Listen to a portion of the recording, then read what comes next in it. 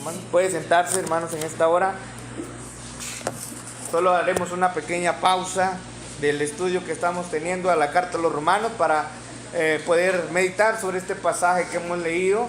Cuántas cosas podemos aprender de estos pasajes y podemos analizar cada uno de esos versículos. Hay mucho aprendizaje que podemos tener de acá, pero como siempre, hermanos, si no lo ponemos en práctica en nuestra vida, pues será un tema más, ¿verdad?, que vamos a ver en esta tarde.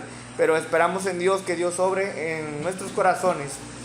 Hermanos, Ezequías fue uno de los reyes de Judá, uno de los reyes buenos de Judá, porque recuerde que el pueblo de Israel se dividió en dos, en el reino del norte y el reino del sur, después de Salomón, cuando su hijo Roboán tomó el trono, ¿verdad? Hubo una división en reinos, eran 12 reinos, 12 tribus de Israel, se dividieron estas tribus y estamos viendo a uno de los reyes de Judá, o sea, a Ezequías.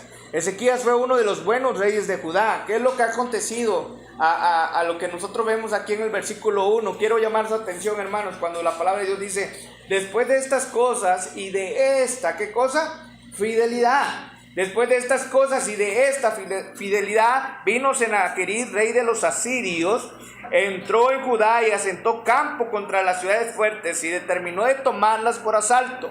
Vea, el Señor está haciendo un pequeño énfasis aquí en este pasaje de una fidelidad, de una cierta fidelidad de la cual estamos hablando. ¿De qué fidelidad hablamos? De la fidelidad del rey Ezequías, un dirigente, un líder que el pueblo de Israel tuvo la fortuna de tener un buen líder llamado Ezequías, y que él había dado muestra de ¿qué? De fidelidad. Entonces es lo que vamos a resaltar un poco, vamos a resaltar esta fidelidad. Pero vea, dice la palabra de Dios claramente aquí, después de estas cosas y de esta fidelidad, ojo, hubo una piedra de tropiezo. ¿Vino quién? Senaquerib, rey de ¿qué? Rey de los asirios, y que había determinado poder ¿qué? Someter a Judá. Entonces, en esta parte de la historia nos encontramos.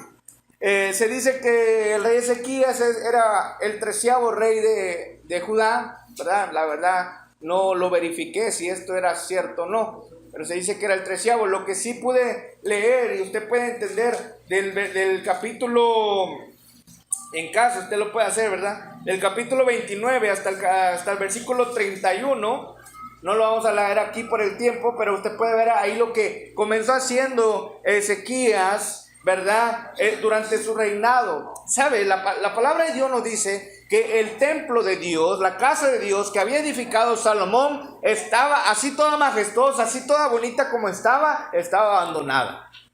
La palabra de Dios dice que, es más, habían cerrado el pórtico. De alguna manera habían puesto un muro, la habían cerrado como para que nadie entrara ni nadie se preocupara por lo que había pasado con la casa de Dios. Entonces, ¿cuál era esta situación en Israel? Imagínense, si tenían tan descuidada la casa de Dios, ¿cómo no tenían ellos descuidado también su comunión con Él?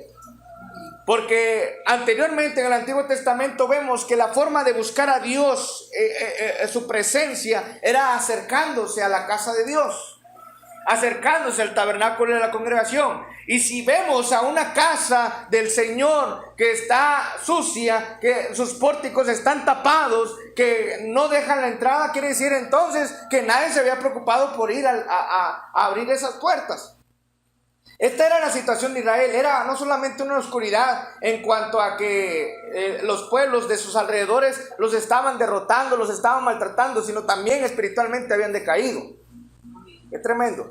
Pero cuando llega este rey, ¿qué es lo que hace? Envía a sus súbditos a que ellos vayan y abran la casa de Dios. Y no que la abran nada más por abrirla, sino que vayan y limpien, que saquen lo que no es de allí. Había cosas que no deberían de estar en la casa de Dios, que contaminaban la casa de Dios.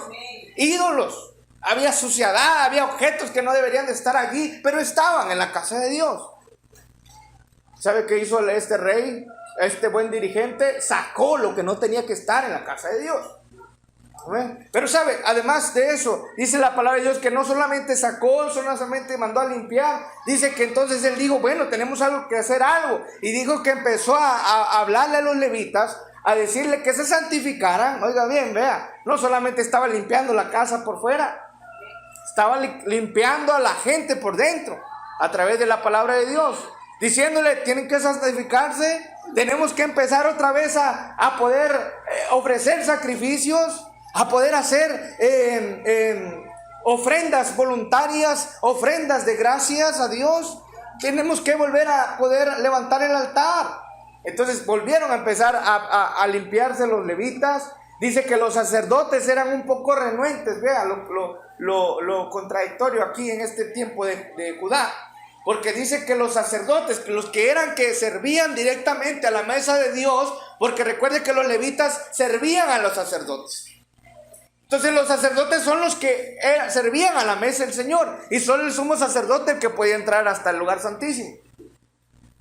Pero ¿sabe qué? Los sacerdotes estaban renuentes a santificarse. Dice que los levitas estuvieron dispuestos más que los sacerdotes. Y según si usted lee detenidamente esos capítulos que le acabo de decir, dice que empezaron a limpiar, a sacar todo, se empezaron a santificar ellos para servir al Señor, empezaron a poder, dice, vamos a celebrar la Pascua. Y el Señor había dicho que en el primer mes, en el mes de Abib, a los 14 días del mes, se tenía que celebrar la Pascua. Pero ¿sabe qué? Por cuestiones de que no había sacerdotes santificados, se tuvo que, ¿cómo se le dice? Postergar el poder hacer la Pascua. Pero ¿sabe qué? Esto indica que ellos tenían el deseo de agradar a Dios. Porque cualquiera hubiera dicho, bueno, ya no lo pudimos hacer, mejor lo hagamos hasta el próximo año. Pero ¿qué es lo que hicieron ellos? No, bueno, si no lo hicimos en este mes que deberíamos de hacerlo, lo hagamos en el siguiente. La Biblia dice que lo hicieron en el siguiente. Dice que se hizo una Pascua en la cual se hizo un anuncio, un pregón, dice que el rey Ezequías mandó a sus súbditos a que fueran y que gritaran desde Berseba hasta Dan, dice, o sea, por todo el reino de Israel. Oiga, Ezequías pudo haber dicho, a mí me interesa solo mi gente, me interesa solo Judá, los que me mantienen, por los que recibo los tributos como rey, ellos me interesan. Pero ¿sabe qué? Este rey no dijo así, dijo, vamos por todo Israel. Recuerde que el reino estaba dividido, Judá e Israel estaban divididos. Y él mandó desde Berseba hasta Dan. Y dice que muchos de los israelitas se burlaban, porque no se había hecho la Pascua. Dice la Biblia, ahí dice un pasaje, no vamos a ir ahí por el pasaje por el tiempo. Dice la Biblia que no se había hecho otra Pascua como en los tiempos de Salomón, como se estaba haciendo en los tiempos de Ezequías.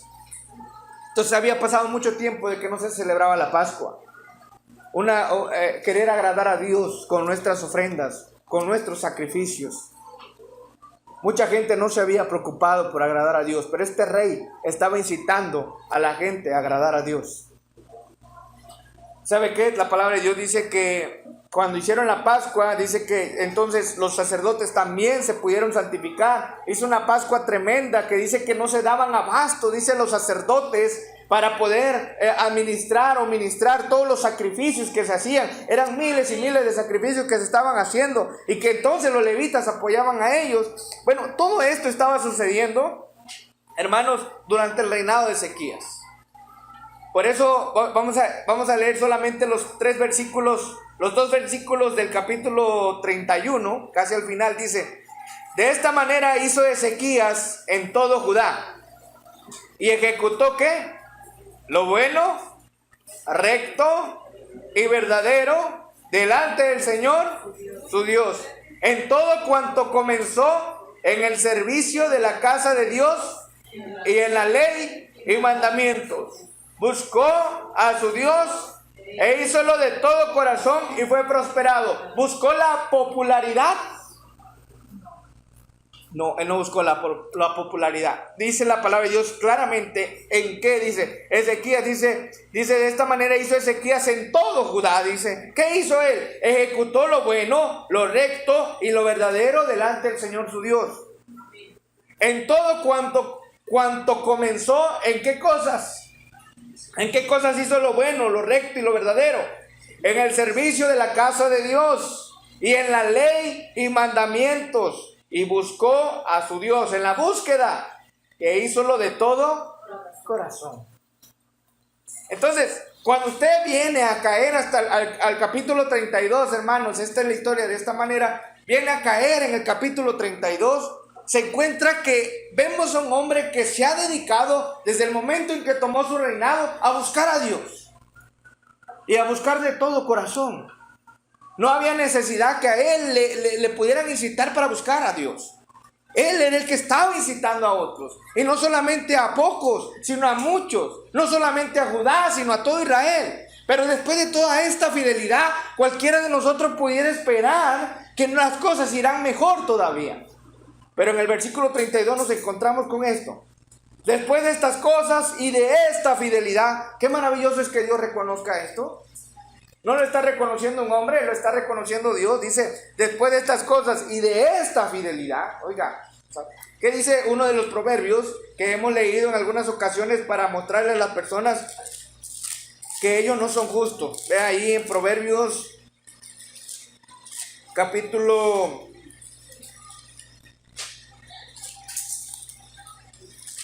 Permítame encontrarlo porque... A ver, Proverbios 20. Proverbios 20 dice la palabra de Dios. A ver, limpiado mi corazón. No, me he equivocado ahí. Así es, Proverbios 26. Dice, muchos hombres, dice, proclaman, dice, cada uno su bondad, mas hombre fiel. Esta pregunta es la misma cuando ya Proverbios 31 dice, mujer virtuosa, ¿quién lo hallará? Ahora están diciendo también, bueno, hombre fiel, ¿quién lo hallará? Pareciera ser que es una pregunta que está muy lejos de ser contestada. ¿Quién pudiera decir, hombre fiel, quién lo va a hallar? Pero el Señor está hablando de Ezequías como un rey que ha tenido una fidelidad para con él. Y él está reconociendo esta fidelidad, diciendo, después de estas cosas y de esta fidelidad, vino Seraquerib, rey ¿de qué? De los asirios. Hermanos, quiero decirle en esta noche, el tema de esta tarde es la prueba de tu fidelidad. La prueba de tu fidelidad. La palabra de Dios nos muestra ahí en Proverbios 20, diciéndonos, ¿quién podrá ser fiel? Esa pregunta pudiera ser contestada por nosotros. Cada uno de nosotros sabemos y reconocemos nuestra fidelidad ante Dios. Usted sabe qué tan fiel puede ser con Él o no lo es con Él. Pero le voy a decir una cosa, su fidelidad ha permanecido con nosotros todo este tiempo.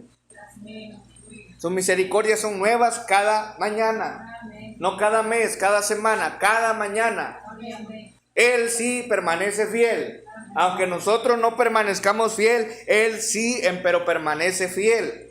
Entonces, vamos a ver la prueba de nuestra fidelidad, porque le voy a decir las cosas cuando usted viene a los caminos del Señor, hermanos, no siempre serán como usted espera que sean.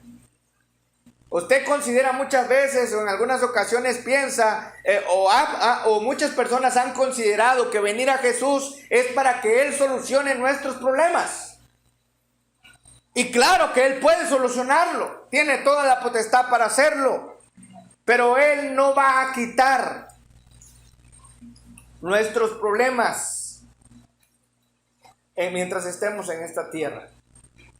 Muchas veces Él mismo dejará que esos problemas estén en nuestra vida para que sean la prueba de nuestra fidelidad.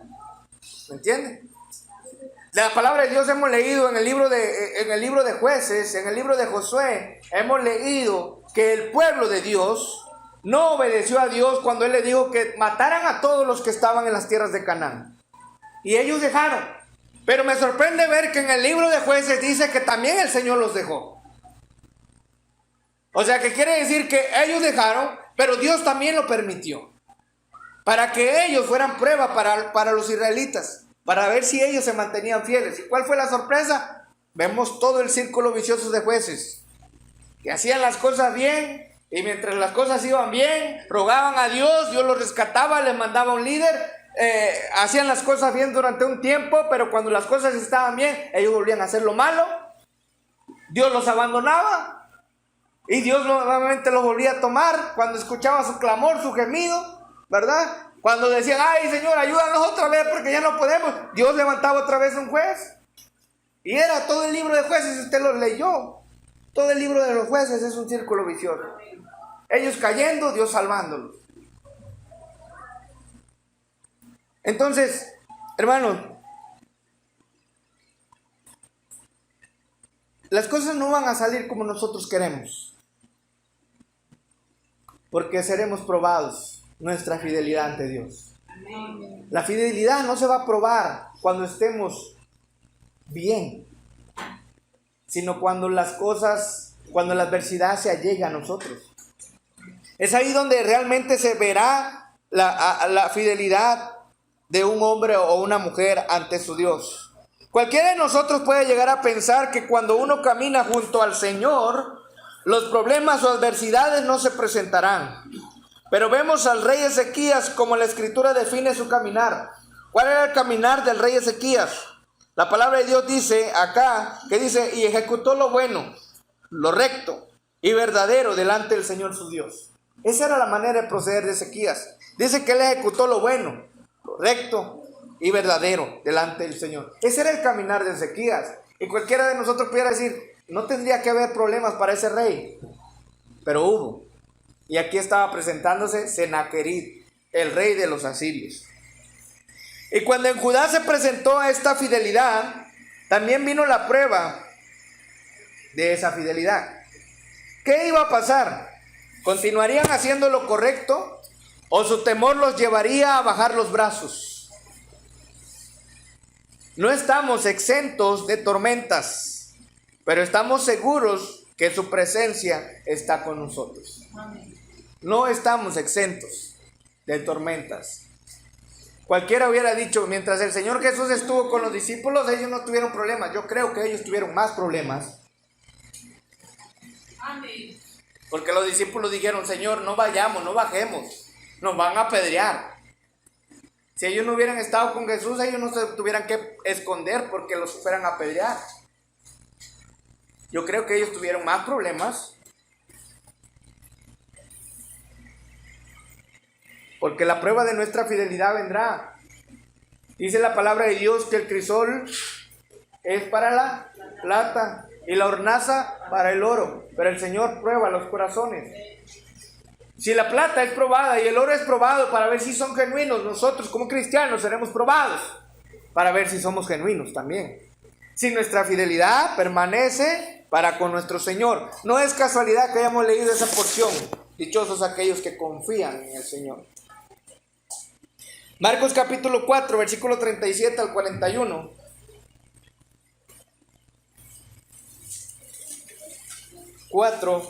Marcos 4, 37 al 41. La palabra de Dios dice: Se levantó una gran tempestad de viento y echaban las ondas en la nave de tal manera que ya se llenaba. Y él estaba en la popa durmiendo sobre una ramada, y le despertaron y le dicen: Maestro, ¿no tienes cuidado que perezcamos? Y levantándose reprendió al viento y dijo a la mar: Calla, enmudece. Y cesó el viento y fue hecha grande bonanza. Y a ellos dijo: ¿Por qué estáis tan temerosos? ¿Cómo es que no tenéis fe? Y temieron con gran temor y decían el uno al otro: ¿Quién es este que aún el viento y el mar le obedecen? Amén. El mismo que estaba durmiendo. Gloria a Dios. Amén.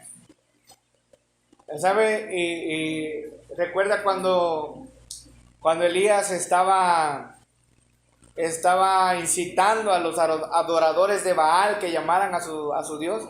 Y decía, no vaya a ser que esté durmiendo. Nuestro Señor Jesucristo dormía, pero estaba al control de todo. Muchas veces el Señor guardará silencio en nuestra oración, pero no significa que el que Él guarde silencio es que nos haya abandonado. Si realmente somos sus hijos, Él está con nosotros.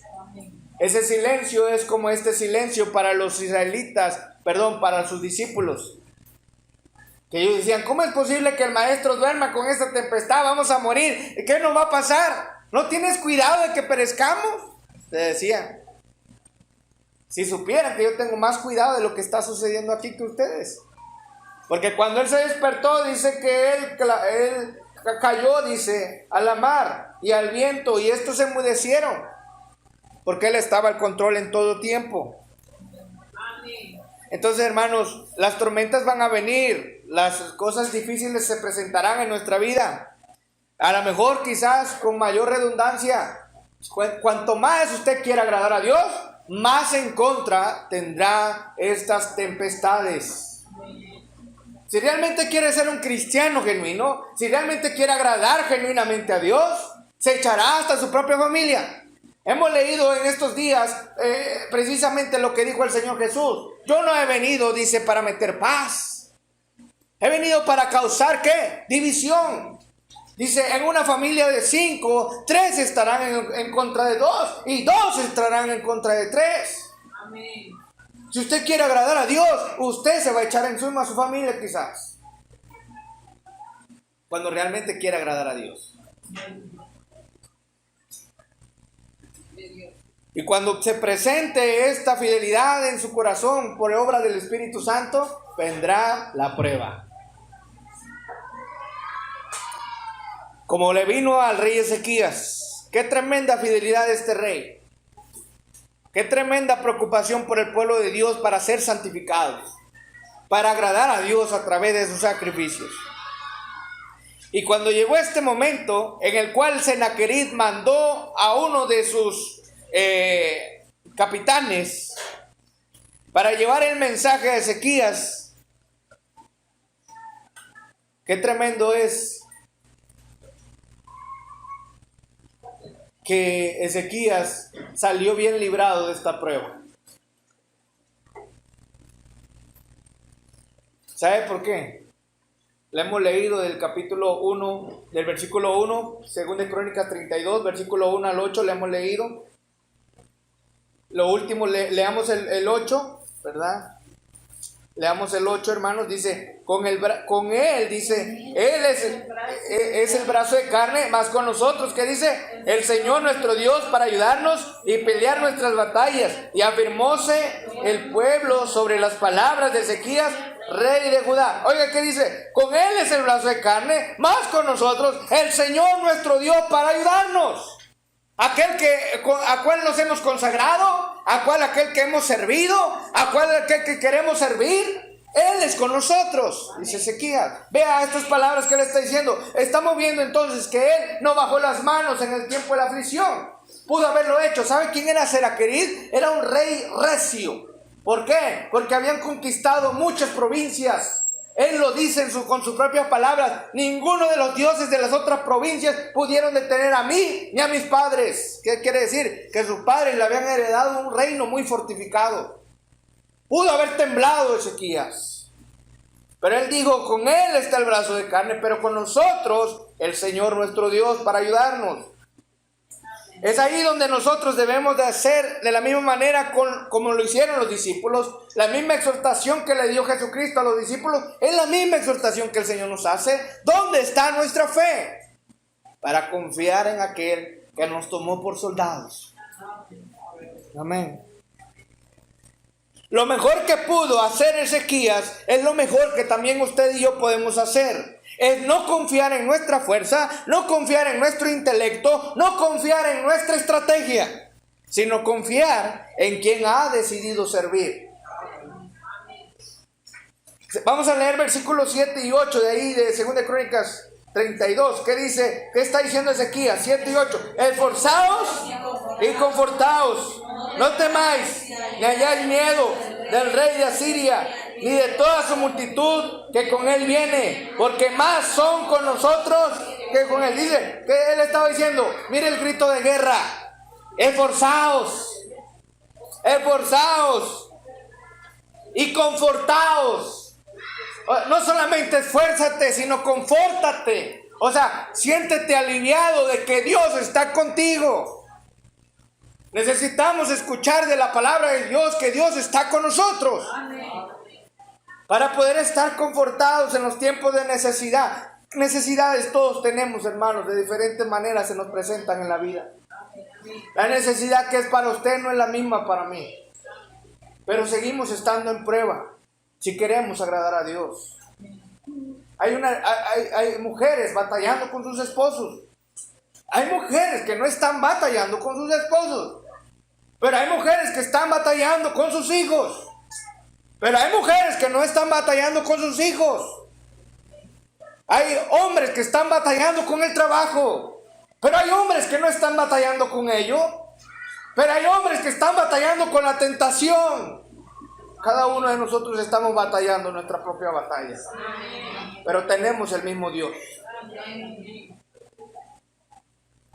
Ezequías dijo: esforzaos y confortaos. Quiero que veamos un poco, hermanos, del versículo 3. Solo tomaremos las partes donde vea lo que hizo Ezequías. ¿Cuál fue su estrategia? Dice allí en el versículo 3: tuvo su consejo con sus príncipes y con sus valerosos sobre cegar las fuentes de las aguas que estaban fuera de la ciudad, y ellos le apoyaron. Oiga, qué tremendo rey. Un estratega militar. Él dijo: ¿por qué le vamos a dar nuestras aguas? Que traigan ellos cargando su propio garrafón. Qué fácil van a llegar ellos ahí a la orilla y van a llenar su agua y van a venir a pelear bien hidratados. No, que consigan su agua donde tengan que conseguirlo. Vamos a cegarlo. Oiga, ya había obra de ingeniería acá. Había otro rey, que creo que fue el rey Usa, que utilizó por primera vez, se usa ahí la palabra ingenieros. ¿Ya? Hay ingenieros en la Biblia. Él usó ingeniería. Entonces, pero el rey Ezequías está tratando de cegar esas aguas, de que las aguas no salgan de la ciudad. ¿Cómo lo hicieron? No sé. Por la sabiduría de Dios que Dios les dio. Cegaron las aguas, y oiga bien, qué importante es que su pueblo le apoyaba. Su pueblo estaba con él para apoyarle. Amén. Ahora, ¿qué más? Dice: juntóse pues mucho pueblo y cegaron todas las fuentes. Oiga bien, lo lograron, fue un éxito. Y el arroyo que derrama por en medio del territorio, diciendo: ¿por qué han de hallar los reyes de Asiria muchas aguas cuando vinieren? Al entonces así Ezequías, y edificaron todos los muros caídos. Habían muros caídos, ¿y qué pasaba? Los edificaron, e hizo alzar las torres y otro muro por de fuera, no solamente los que ya estaban, sino puso muros extras. Como cuando juega uno algún videojuego y dice uno: no, le voy a poner unos tres muros para que resista, ¿verdad? Así dijo Ezequías: voy a poner otro muro más. Vea todo lo que hizo. Y dice: fortificó además a Milo en la ciudad de David, e hizo muchas, ¿qué cosa? Muchas espadas y paveses.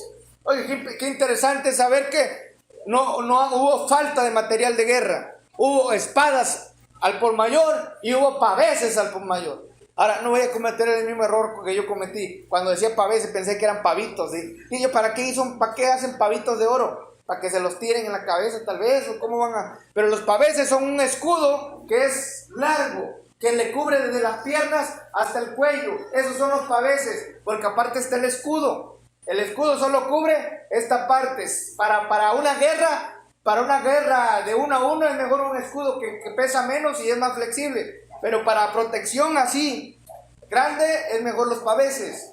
Entonces, ¿hicieron qué? Paveses y espadas. Oiga, qué tremendo todo lo que hizo este rey. En gran manera, Dios le había dado sabiduría. Pero ¿sabe qué es lo más tremendo que él hizo? Lo más tremendo fue esto que dijo ahí en el versículo 7. Dice... vamos a leer el versículo 6. Dice: y puso capitanes de guerra sobre el pueblo, e hízolos reunir así en la plaza de la puerta de la ciudad, y hablóles al corazón de ellos. ¿Hablóles a qué? Un líder que sabía tratar con el corazón de sus súbditos. Por lo tanto, no era un líder despiadado. Era un líder que sabía llegar al corazón de los que estaban con él. Ahora, vea, dice: y esto es lo que le dijo al corazón a ellos: esforzaos y confortaos. Y leemos todo lo que dice ahí. Pero vea, el versículo 8 dice: con él es el brazo de carne, mas con nosotros el Señor nuestro Dios, para ayudarnos y pelear nuestras... ¿Y qué dice la palabra de Dios? Y afirmóse el pueblo. ¿Qué pasó? Se afirmó el pueblo con las palabras de Ezequías. De todo lo sabio que Ezequías hizo, lo más que resalta fue hablarles al pueblo, al corazón de ellos, confortarlos con que ellos entendieran que tenía un Dios que cuidaría de ellos. Lo mejor que pudo hacer Ezequías fue eso: decirle al pueblo que estaban bajo la protección del Todopoderoso.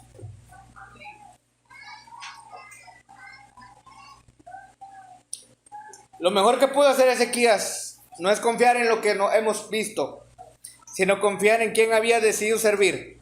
Ya lo hemos leído, versículos 7 y 8.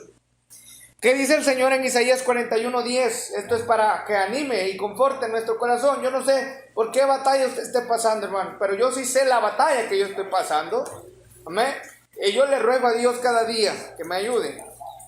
Amén. Y esto es lo que dice el Señor, su respuesta, 41:10.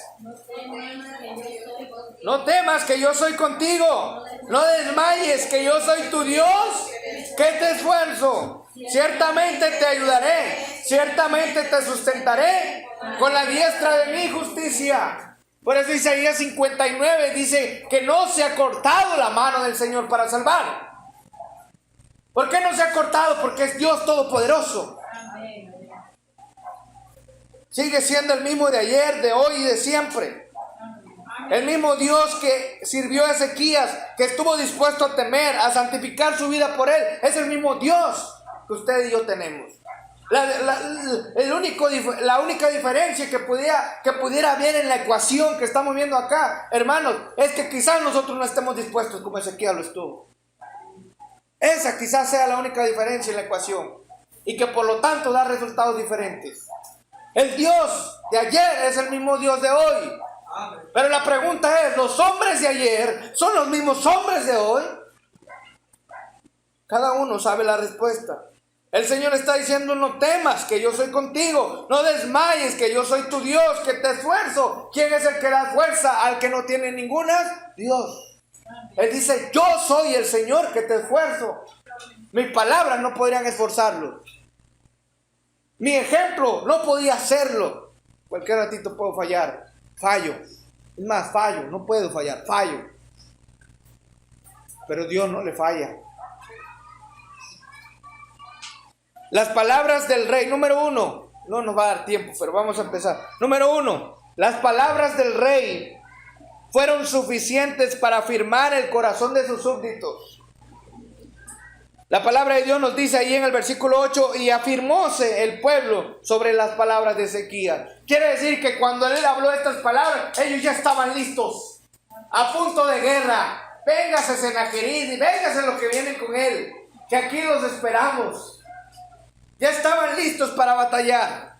Esas palabras animaron al pueblo. ¿No podrá acaso, hermano, yo le pregunto, no podrá acaso las palabras de Dios afirmar nuestro corazón? ¿Acaso la palabra de Dios no podrá afirmar? ¿O qué? ¿Nos va a dar sueño quizás? A veces la palabra de Dios es gravosa a nuestros oídos y ya andamos bostezando y ya nos está dando sueño. No es pecado estar cansado, pero sí no resistirse a ese cansancio. O sea, darle lugar a ese cansancio.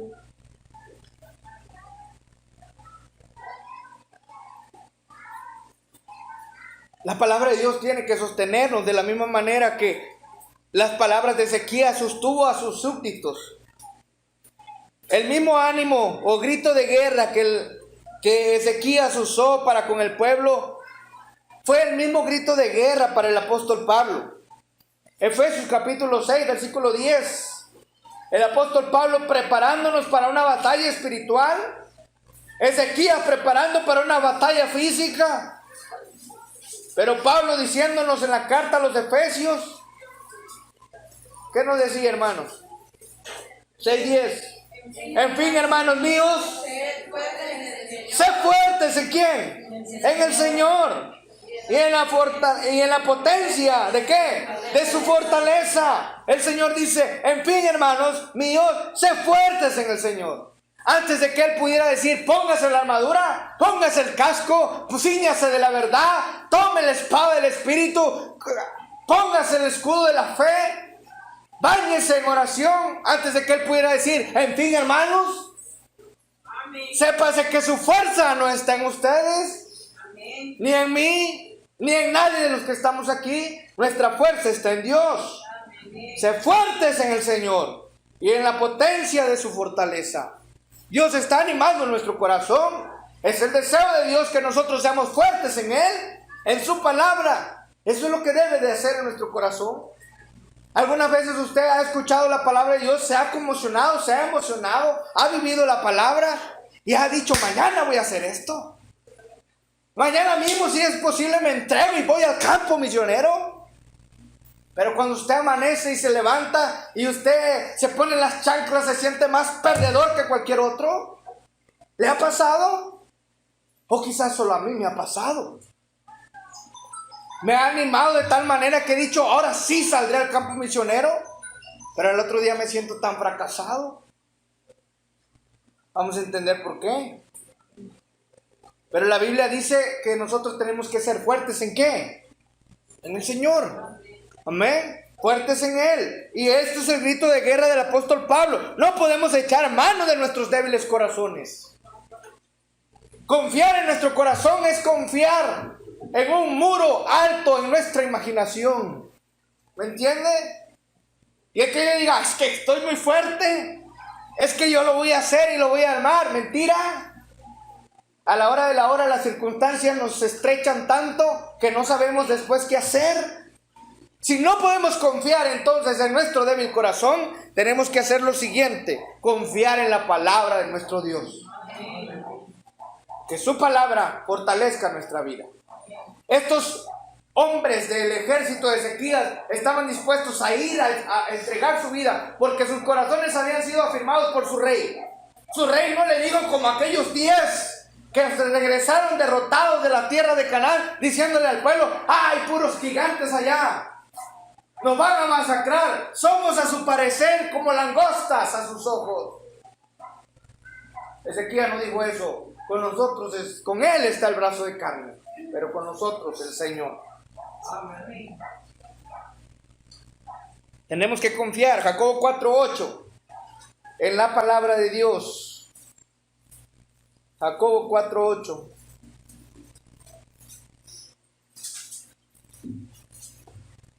Acercaos a Dios y Él se acercará a vosotros. Pecadores, limpiad vuestras manos. Y vosotros de doble ánimo, purificad vuestros. Oiga, hermanos, pareciera ser que este texto a primera instancia solamente habla a aquellos que no han conocido a Jesús. Pero si analizamos o meditamos un poco más la palabra de Dios, este texto es también para nosotros que conocemos a Cristo. Él dice: acercaos a Dios y Él se acercará a vosotros. La exhortación de Dios a nuestra vida es que nosotros nos acerquemos a Dios. ¿Por qué nos necesitamos acercar a Él? Porque sin Él nada podemos hacer. Amén. Amén. Él está diciendo: acercaos a Dios y Él se acercará a vosotros. Y si nosotros estamos cerca de Dios, podremos ser fuertes. ¿Qué pasará con el pecador? Dejará de pecar. Ahora usted se preguntará: hermano, ¿pero por qué entonces aunque venimos a la casa de Dios y estamos aquí, hermano, ¿por qué pecamos? Porque usted está aquí, pero su corazón está lejos. Cuando el Señor nos habla de acercarnos a Él, no solamente nos dice que tengamos que venir a esta casa, porque muchos venimos a la casa de Dios, pero ¿cuántos de nosotros realmente estamos cerca de Él? Solo Dios lo sabe. Amén. Y usted y yo, cada uno de nosotros sabemos qué tan cerca o no estamos de Dios. Acercaos a Dios, dice, ¿qué pasará cuando se acerque a Dios? Pecadores, limpiad vuestras manos. Buscará limpiar sus manos. Yo no creo que alguien aquí esté contento con su pecado. Porque Dios obrará con su Espíritu Santo para que nosotros no estemos tranquilos. ¿Cuántas veces yo he querido dejar de predicar? Porque he conocido mi pecado. Y he dicho: Señor, no, ya no quisiera. Y el Señor me dice: esa no es la actitud. Esa no es la actitud. Tú estás diciendo: yo quiero seguir haciendo lo que hago, y mejor, es más fácil dejarte. La actitud es más fácil dejar lo que estás haciendo para honrar mi nombre. Que Dios nos ayude. El que se acerca a Dios, dice, buscará limpiar sus manos. No estoy diciendo que venimos aquí puros de manos limpias. No estoy diciendo eso. Estoy diciendo que el que viene acá, viene a buscar limpiar sus manos. Amén. Porque no estará tranquilo mientras esté cerca de Dios. A menos que esté cerca físicamente, pero su corazón lejos esté de Él. ¿Y qué dice lo segundo? Y vosotros de doble ánimo, purificad vuestros. ¿Podemos confiar en nuestro corazón? No. ¿Vosotros de doble qué? Ánimo. Hoy bien ganosos, bien contentos. Mañana vamos a ir al hospital. Y el viernes también a testificar. Mañana sí voy, pero el viernes no. Ya apachurré el viernes. ¡Anímese también el viernes! Animémonos cada día. Necesitamos de Dios. Vosotros de doble ánimo, dice, purificad vuestros corazones. Dios está haciendo un llamado a purificar nuestros corazones. ¿Saben, hermanos? Mi corazón no es purificado. Yo soy limpio de pecado, de la condenación del pecado, de ir a pasar el infierno. Pero hay pecado que nos rodea constantemente. Y yo ruego a Dios cada día que Dios limpie mi corazón. Si mi corazón estuviese limpio, yo creo que ningún mal pensamiento llegara a mi mente. ¿O será capaz que solo a mí llegan malos pensamientos? Yo estoy seguro que no, hermano. Dios dice, purificad vuestros corazones. ¿Cómo se podrá llevar a cabo la purificación de nuestros corazones? El que nosotros seamos de doble ánimo, pero que Dios nos ayude a purificar nuestro corazón de tal manera que ya solo estemos de un ánimo, solamente acercándonos a Dios. Por eso necesitamos venir a Él. Amén. Salmo 119, 133. Salmo 119, 133. Vamos a ir un poco más rápido. Salmo 119, 133. Dice, ordena mis pasos con tu palabra y ninguna iniquidad se enseñoree. Oiga lo que va a hacer la palabra de Dios en nuestra vida. Va a ordenar ¿qué cosa? Nuestros pasos. ¿Ha escuchado? Es que no andas en buenos pasos. ¿Qué quiere decir? Que anda desordenadamente. Pero la palabra de Dios dice, ordena mis pasos ¿con qué? Con tu palabra. Santifícalos por tu verdad. Tu palabra es verdad. Era el deseo de Dios, de Jesucristo para nosotros.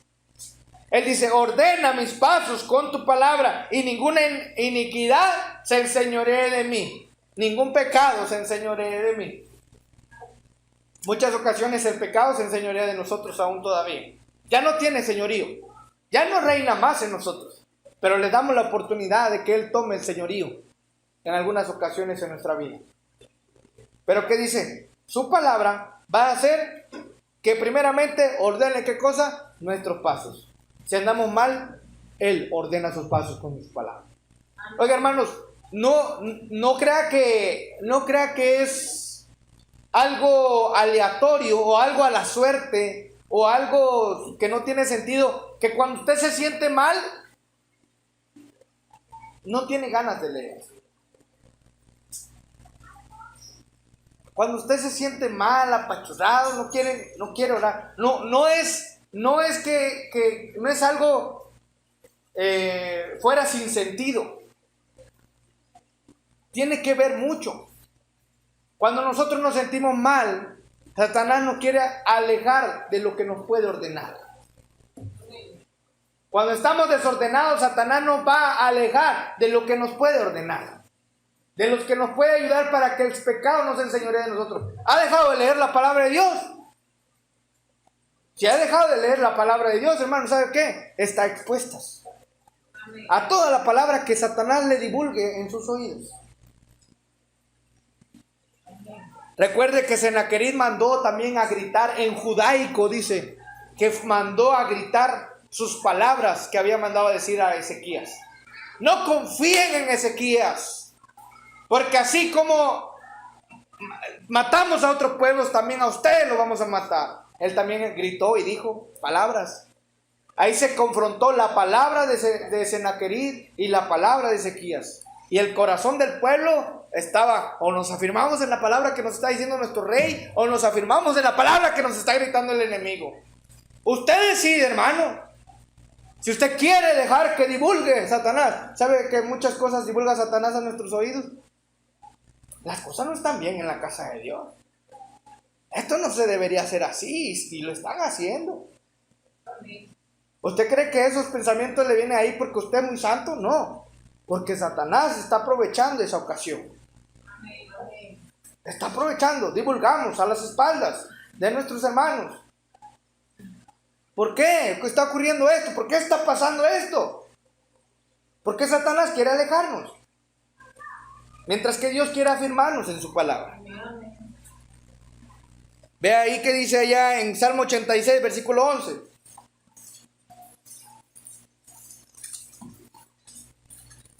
Salmo 86, versículo 11. Enséñame, oh Señor, tu camino, caminaré yo en tu verdad, consolida mi corazón para que temas tu nombre. Enséñame, oh Señor, tu camino, caminaré yo en tu verdad, consolida mi corazón para que tema tu nombre. Ve el deseo de este hombre, dice, enséñame, oh Señor. El que tiene el deseo que Dios le enseñe se acerca. Porque no hay alguien que quiera aprender y que diga, de aquí de lejito voy a aprender. No, el que quiera aprender se acerca. Ay, ¿cómo le hace usted ahí, pues? ¿Y qué? Todo le pregunta. Porque quiere aprender. Si usted quiere aprender de Dios, usted se acercará a Él. Y este es el corazón que desea aprender de Él. Enséñame, oh Señor, tu camino. Caminaré yo en tu verdad. Oiga, no es la verdad mía. No es la verdad de usted. No, es que yo tengo la verdad. Es que yo tengo la razón. No, es en la verdad de Dios. Amén. Y dice, consolida mi corazón para que tema tu nombre. Consolida mi corazón, Señor. Ese debería ser nuestro deseo. Consolídalo. O sea, consolidar es que esté totalmente firme. Que no sea ya un corazón de doble ánimo. Que podamos confiar en nuestro Señor. ¿Usted lo ha logrado, hermano? Todavía estoy en proceso también. Por eso estoy predicando la palabra de Dios. Y por eso Dios ha hablado en mi vida primeramente. Porque sé que no puedo confiar en mi débil corazón, sino en la palabra de nuestro Dios. Necesitamos escuchar más a Dios para que más nuestro corazón sea consolidado. Salmo 105, versículo 3, más adelante. 105, versículo 3. Gloriaos de santo nombre, alegres el corazón de los que buscan al Señor. ¿Qué dice el Señor? Dice, gloriaos. Gloriaos en su santo nombre, alegres el corazón de los que buscan al Señor. Buscad al Señor y su fortaleza. Buscad siempre, ¿qué? Buscad al Señor. ¿Y qué vamos a buscar en el Señor? Su fortaleza. Amén. Nosotros al buscar en la palabra de Dios, al leer la palabra de Dios, no buscamos saber más que otro. Aunque muchos hombres han deseado eso. Solamente saber más que otro para que cuando se encuentren con alguien puedan debatir con él. Y puedan decirle que él está mal y que él está bien. ¿Sí? No están preocupados por llevar la verdad. Están preocupados por tener la razón. Pero oiga bien lo que dice la palabra de Dios acá. Versículo 5, versículo 4. Buscad al Señor y su fortaleza. Buscad siempre la fortaleza. Se busca la fortaleza de Dios. Es lo que deberíamos de buscar cada mañana, leer la palabra de Dios. Buscar su fortaleza. Amén. Si las palabras de Ezequías pudieron afirmar los pies de un ejército, ¿por qué no la palabra de Dios puede afirmar el corazón de un cristiano? Puede hacerlo el Señor. Segunda de Pedro 2:19. 1:19. Segunda de Pedro 1:19. Dice, tenemos también la palabra profética, ¿qué cosa? Más firme, a la cual hacéis bien de estar atentos como una luz que alumbra en un lugar oscuro hasta que el día esclarezca y la estrella de la mañana salga en vuestros corazones. Dice, hasta que la estrella de la mañana salga, dice, en vuestros corazones.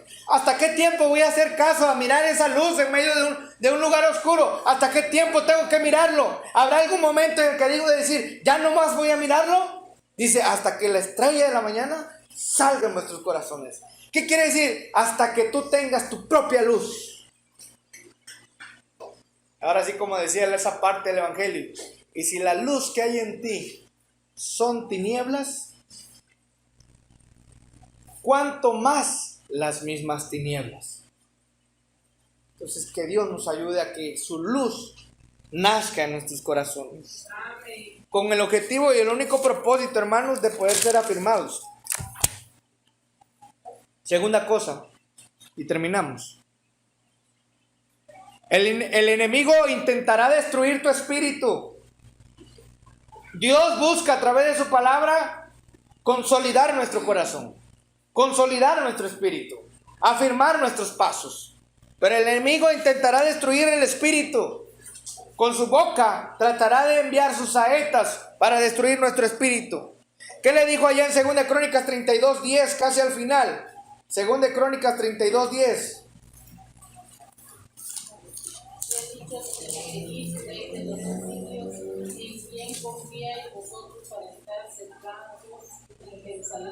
Dice, ¿qué le dijo? En pregunta, ¿en quién confiáis vosotros para estar cercados en Jerusalén? ¿Por qué no vienen y hacen un tratado con nosotros? ¿Por qué se confían en estar cercados? ¿Por qué confían en sus torres? ¿Por qué confían en sus muros? ¿Cuál es esta su confianza? Oiga, no es Satanás que muchas veces nos dice, ¿y tú por qué confías? ¿Seguro que mañana va a haber para que tú comas? ¿Seguro que las cosas van a salir como tú piensas? ¿En quién tú confías? Va a tratar de destruir nuestro espíritu que confía en Dios. Amén. Puede que estas palabras que Él te dirá sean en modo de exaltación. Oiga, Satanás va a usar su palabra, porque su palabra es mentirosa, pero la va a usar en exaltación. O sea, a veces nos va a elevar el ego. A la esposa le va a decir, ya, deja ese botigón ya. Puedes conseguir mejores. Al esposo le va a decir, uy, tú que la soportas, es como carcoma para tus huesos. Puedes conseguir mejores. De forma exaltativa o de lisonja, va a poner las cosas en charola de plata. También puede ser de exhortación o de incitación. Va a decir, hazlo. ¿Por qué no lo vas a hacer tú si lo demás lo hacen? Si lo hacen y lo hacen sin temor, ¿por qué no lo hacen ustedes? Empezamos a sacar, fulanito de tal Luis, fulanito de tal Luis, ¿por qué no lo vas a hacer tú? Exhortación, incitación, o de manera interrogativa, como lo hizo acá. Sin importar la forma de expresión, el mismo objetivo siempre va a ser hacerte caer y dejar tu espíritu quebrantado. Proverbios 7:21 es el ejemplo de lo que puede hacer los labios perniciosos de Satanás. Con la mucha suavidad de sus palabras, obligóle con la blandura de sus labios, se va en pos de ella inmediatamente, como va el buey al degolladero y como va el necio a las prisiones para hacer. No necesito soga, no necesito cadenas, no necesito que le ayudaran otros o otras, en este caso. Solamente dice que lo rindió y lo obligó con sus ¿qué? Palabras. Tan poderosa puede ser la palabra del enemigo cuando le damos nosotros lugar. Amén. En Génesis 3:1, casi al final, bueno, vamos a ir ahí por el tiempo, hermanos. La serpiente astuta le dijo a Eva, ¿con qué Dios os ha dicho? No comáis de todo árbol del huerto, diciéndole, ¿con qué Dios os ha dicho? Poniendo en tela de juicio la palabra de Dios. Es lo que Satanás, el diablo, va a hacer siempre. Dios va a querer consolidar su corazón a través de su palabra. Y cuando Satanás venga a su vida y va a querer susurrarle, le va a susurrar, ¿con que Dios te dijo eso ahora? No le creas. Eso solo pasa en las películas. Que Ruth se casó con vos y que después ya era la señora en la casa. No, eso pasa en las películas. A ti no te va a pasar así. ¿Tú crees que alguien va a dejar a una mujer que duerma ahí en sus pies y no lo va a tomar? Muy inocente el varón. No pasan esas cosas. Eso va a decir. Satanás va a poner en tela de juicio la palabra de Dios. Usted decide si confiar en Dios o en lo que Satanás está diciendo. Versículo 4 y 5, de manera interrogativa, no vayamos allá, hermanos, por el tiempo, pero dice, ciertamente, ¿qué le dijo la serpiente? No moriréis, engañosa. Oiga, no le dijo verdad, le dijo mentira. Dice, ciertamente no moriréis. ¿Qué le había dicho Dios? Ciertamente moriréis. ¿Qué le dijo la serpiente? Todo lo contrario, no moriréis. Ciertamente no moriréis. Bueno, hermanos, usted sabe que sí murieron. Y de tal manera que nos afectó a nosotros también. ¿Qué más? Dice, serán abiertos vuestros ojos y seréis adulación, exaltación. ¿Seréis como qué? Como Dios. ¿Para qué vas a depender de Dios? Todo le vas a ir a preguntar a Dios. A ver, ¿qué voy a hacer esto? Dios, ¿será que puedo hacer esto? Tengo que contar. Ya, tómale el fruto. Tú vas a conocer lo bueno y lo malo. Ya no vas a tener que ir a consultar a Dios. Seréis como dioses. ¿Qué hace un Dios? Toma la decisión, es soberano. Así vas a ser. ¿No te gustaría a ti tomar la decisión? Oiga, ¿no le suenan estas palabras a ustedes, hermanos, y a mí? ¿Cuántas veces consultamos a Dios de lo que tenemos que hacer? Cuando ya lo hicimos. Señor, ¿qué te pareció lo que hice?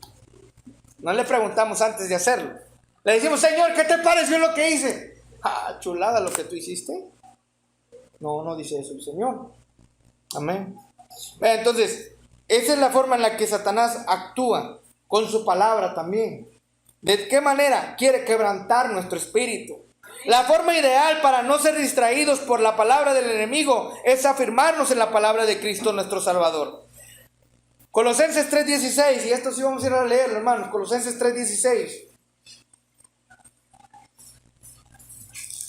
Colosenses 3:16 dice la palabra de Dios. La palabra de Cristo more en vosotros, ¿qué?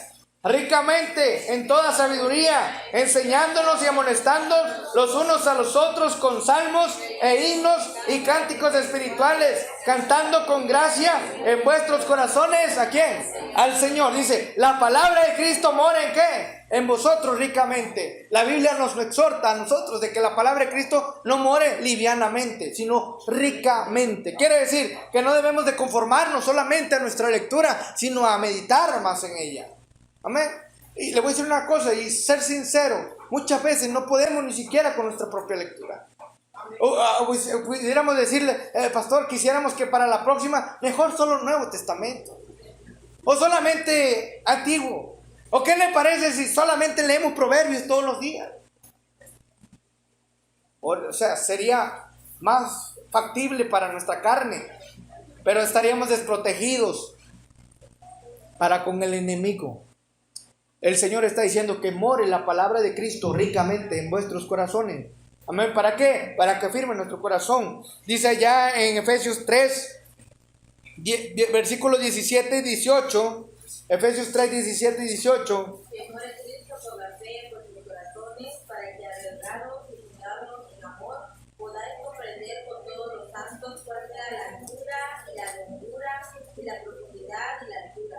Amén. Dice que muere Cristo por la fe en vuestros corazones, para que arraigados y fundados en amor. Hermanos, dice la palabra de Dios que si Cristo no muere en nuestros corazones, no podemos estar arraigados y fundados en el amor de Él. Ahora, por eso entendemos por qué el apóstol está diciendo no solamente que muere Cristo en sus corazones, sino que su palabra muere ricamente en sus corazones. ¿Por qué? Porque Él quiere, ¿qué? Arraigar y fundar nuestro corazón.